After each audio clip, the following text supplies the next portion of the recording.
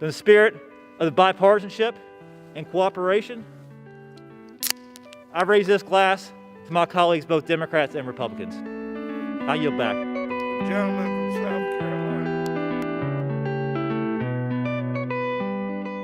Sadly, though, here in Washington, D.C., bipartisanship and civility seem to be the exception and not the rule. In my short tenure, I've been disappointed with a lot that I've encountered. I've seen members consistently put their party ahead of their own people, embracing conspiracy theories or arguments detached from reality while knowing better and sometimes admitting so privately.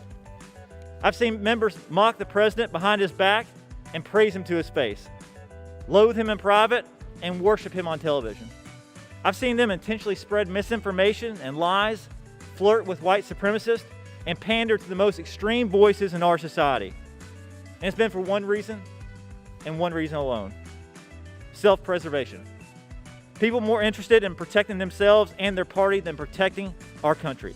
More interested in keeping their job than doing their job.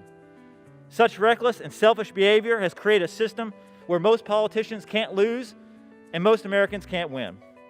And when it's time to tackle the greatest challenges before us, our leaders cannot even agree on the problems, let alone the solutions.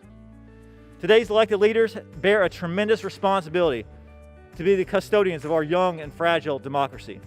And make no mistake, our democracy has been battered and bruised, but it is not yet broken.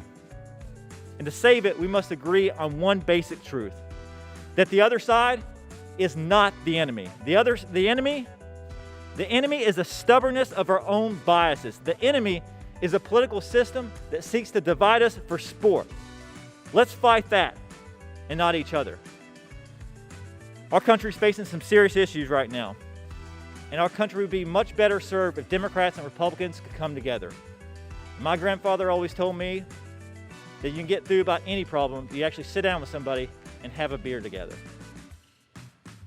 I've been trying to work with people since the first day I got here.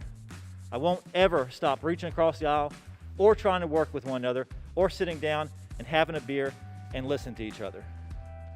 For the betterment of this country, we have to come together. We have to sit down and listen to each other and maybe even have a beer.